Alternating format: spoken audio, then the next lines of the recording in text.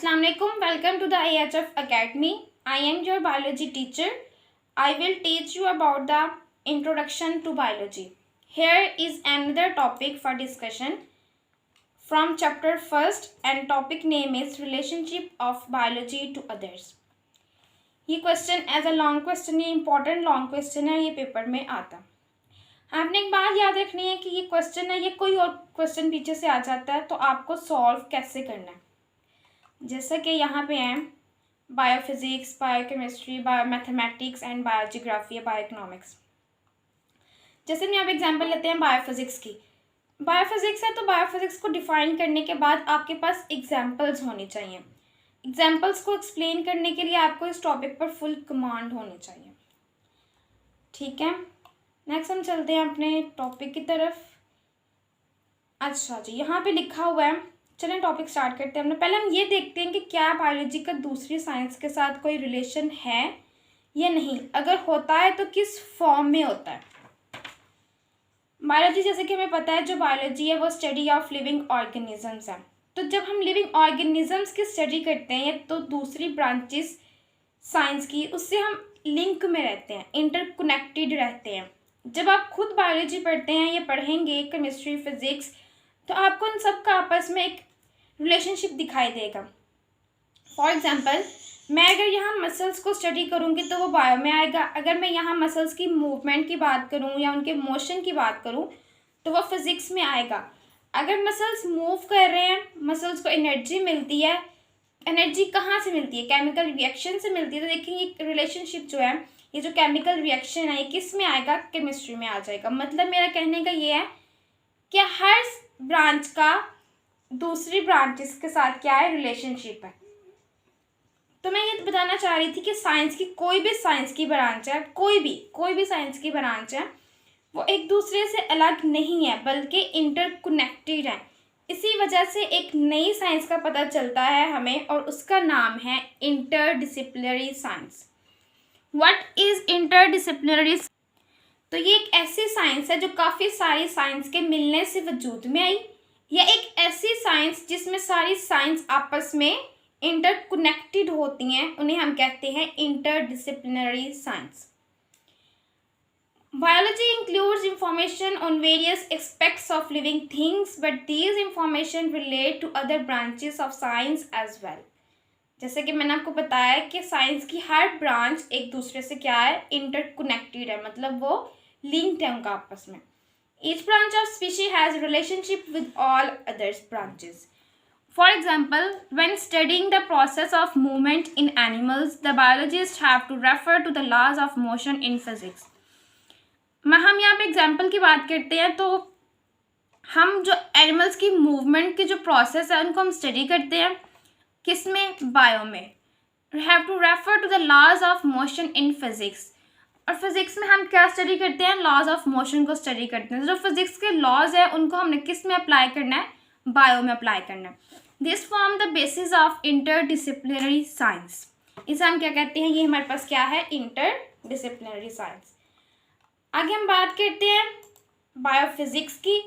Bio, जैसे कि आप जानते हैं, बायो मतलब लिविंग ऑर्गेनिजम्स, फिजिक्स मतलब स्टडी ऑफ मैथ्स।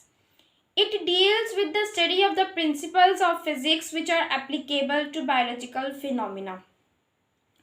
मतलब इसमें हम क्या करेंगे? हम इसमें बार मैटर के बारे में स्टडी करेंगे, उसके मैथ्स के बारे में स्टडी करेंगे। किस में स्टडी करेंगे? लिविंग ऑर्गेनिजम्स में स्टडी करेंगे। जैसे कि बायोफिजिक्स मतलब इसमें मोशन को स्टडी करेंगे, इसके मैटर को स्टडी करेंगे, इसके प्रिंसिपल्स को स्टडी करेंगे। Laws of physics apply to living organisms, ऐसे फिजिक्स के लॉज जिनको हम लिविंग ऑर्गेनिजम्स पे क्या करेंगे? अप्लाई करेंगे। फॉर एग्जाम्पल, हम एक एग्जाम्पल लेते हैं, जब हमें आईसाइट डिफेक्ट होता है तो उस आईसाइट डिफेक्ट को दूर करने के लिए हम लेंस इस्तेमाल करते हैं। जब हम लेंस को स्टडी करते हैं, जो लेंस की फोकल लेंथ को स्टडी करते हैं, तो वो हम फिजिक्स में स्टडी करते हैं। देखिए, हम जो लेंस के असूल हैं, लेंस कैसे काम करता है फिजिक्स के अंदर, ये जो लेंस है कैसे काम करता है, ये फिजिक्स के अंदर है। लेकिन लेंस को हम इस्तेमाल कर रहे हैं लिविंग ऑर्गेनिजम्स के अंदर। क्यों इस्तेमाल कर रहे हैं? ताकि हम आईसाइट के जो डिफेक्ट है उनको दूर कर सकें। हम यहाँ फिजिक्स के लॉज को अप्लाई कर रहे हैं लिविंग ऑर्गेनिजम्स के ऊपर। तो वो एग्जाम्पल में आ जाएगा that will be included in the example of biophysics. For example lens, यहाँ पे हमने लेंस की एग्जाम्पल ली जो कि क्या था, हमारा आई साइट डिफेक्ट थी। यहाँ पे हम पढ़ लेते हैं कौन से एग्जाम्पल उन्होंने दी हुई है। There is a similarity between the working principles of lever in physics and limbs of animals in biology. इसने यहाँ पे कहा है कि सिमिलैरिटी है किसमें, lever in physics and limbs of animals in biology. इनके प्रिंसिपल्स को हम क्या करेंगे, स्टडी करेंगे, इनमें इन दोनों में सिमिलैरिटीज़ को देखेंगे। नेक्स्ट हमारे पास आता है रिलेशनशिप बायोकेमिस्ट्री। बायो जैसे कि आपको पहले पता है बायो लिविंग ऑर्गेनिजम्स है, केमिस्ट्री केमिकल रिएक्शंस और chemical compounds. It deals with the study of the chemistry of different compounds and processes occurring in living organisms. इसमें हम क्या स्टडी करेंगे, केमिकल रिएक्शंस और chemical compounds study in living organisms. हम ऐसे reactions, ऐसे compounds को स्टडी करेंगे किसमें, लिविंग ऑर्गेनिजम्स में। लिविंग ऑर्गेनिजम्स के अंदर जो रिएक्शन होते हैं तो उनको हम नाम देते हैं मेटाबॉलिज्म का।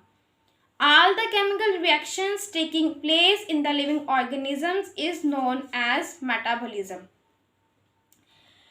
हम अब जैसे कि हम भी लिविंग ऑर्गेनिजम्स हैं, प्लांट्स भी लिविंग ऑर्गेनिजम्स हैं। प्लांट्स के जो बॉडी में बहुत स्पेसिफिक केमिकल रिएक्शन हो रहे होते हैं, इसी तरह हमारी बॉडी में बहुत स्पेसिफिक बहुत केमिकल रिएक्शंस हो रहे होते हैं। फोटोसिंथेसिस एक केमिकल रिएक्शन है। अच्छा, प्लांट्स में जो केमिकल रिएक्शंस हो रहे होते हैं वो होता है फोटोसिंथेसिस, और जो एनिमल्स में केमिकल रिएक्शंस होते हैं उन्हें हम कहते हैं सेलुलर रिस्पायरेशन। फोटोसिंथेसिस एक केमिकल रिएक्शन है जो किस में हो रहा है, लिविंग ऑर्गेनिजम्स में हो रहा है।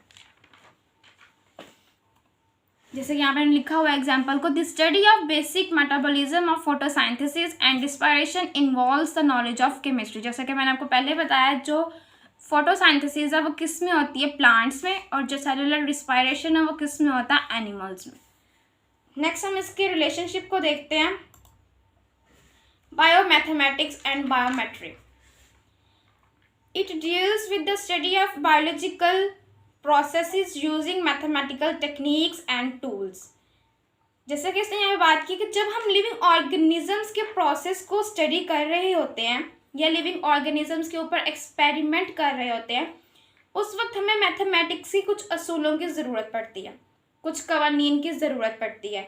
जैसे कि यहाँ पे उन्होंने एग्जाम्पल दिया हमें, to analyse the data gathered after experimental work biologist have to apply the rules of mathematics.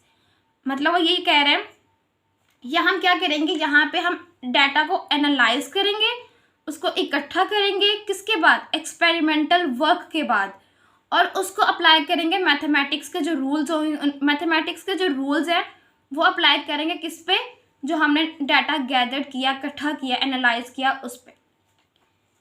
Next हमारे पास कौन सा रिलेशनशिप है, बायोजियोग्राफी।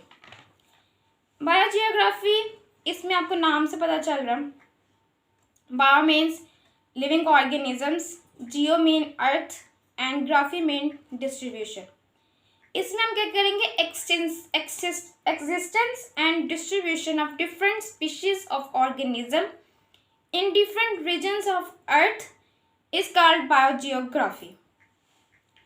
अब हम इसमें देखते हैं कि जब हम ज़मीन पर लिविंग ऑर्गेनिजम्स की डिस्ट्रीब्यूशन के फैलाव को देखेंगे, हम उसे क्या नाम देंगे, बायोजियोग्राफी का। हम यहाँ ये स्टडी करेंगे कि अर्थ के किस हिस्से पे कौन कौन से जानदार मौजूद हैं और क्यों मौजूद है। जैसे कि एक रीजन है एंटार्कटिका, ये एक रीजन है। अब वो एक ऐसा रीजन है जहाँ टेम्परेचर बहुत ही कम होता है, बहुत लो टेम्परेचर होता है वहाँ पे, कि इंसान वहाँ पे एग्जिस्ट ही नहीं कर सकता। तो जब हम ये देखते हैं कि ज़मीन के किस किस हिस्से पे जानदार पाए जाते हैं और वो वहाँ पे ही क्यों पाए जाते हैं, जब हम इन सब को स्टडी करेंगे, that will be included in biogeography. जैसे कि यहाँ पे एक स्पीशी है पेंगुइन, यहाँ पे हमने एग्जांपल ली हुई है पेंगुइन की। ये एक स्पीशी है पेंगुइन की जो कि एंटार्कटिका के रीजन में सर्वाइव करती है, वहाँ पे एग्जिस्ट की जाती है। एंटार्कटिका एक ऐसा रीजन है कि जहाँ पे इंसान तो एग्जिस्ट नहीं कर सकता, लेकिन ये एक स्पीशी है, एक पेंगुइन है जो वहाँ पे एग्जिस्ट करते हैं। तो हम ये देखते हैं कि ज़मीन के किस किस हिस्से पर जानदार पाए जाते हैं और वहाँ पे ही क्यों पाए जाते हैं। हम इन सब की स्टडी को कहते हैं कि ये हमारे पास कौन सी स्टडी है, that will be included in biogeography. Further अगर हम इसकी नेक्स्ट रिलेशनशिप की बात करें तो वो है हमारे पास bio economics. It deals with the study of organisms from economical point of view. जब हम उन लिविंग ऑर्गेनिजम्स को स्टडी करते हैं जो हमारी इकोनॉमी, हमारी आमदन का बायस है, जैसे लिविंग ऑर्गेनिजम्स के अंदर प्लांट्स, एनिमल्स दोनों आते हैं। बायो इकोनॉमिक्स में हम क्या देखते हैं कि ये स्टडी करते हैं कि जो आपने जानवर लिए हैं वो कितने में लिए हैं, कितनी देर में आपने उनको पाला है, पालने के बाद कितने में आपने उनको सेल किया है। ये सब हम किस में देखते हैं, बायो इकोनॉमिक्स में देखते हैं। फॉर एग्जाम्पल जैसे यहाँ पर उन्होंने एग्जाम्पल दी हुई है, the cost value and profit value of the yield of wheat can be calculated through bio economics and benefits और लॉसेस कैन बी डिटरमाइंड। मतलब कि आपने जो गंदम का जो खेत है, इसमें आपने कितने पैसे लगाए, कितनी आपने उसमें मेहनत की और आपको उससे बाद में बेनिफिट जो है वो कितना हुआ। इस सब की स्टडी को हम कहते हैं study of living organisms from economical point of view.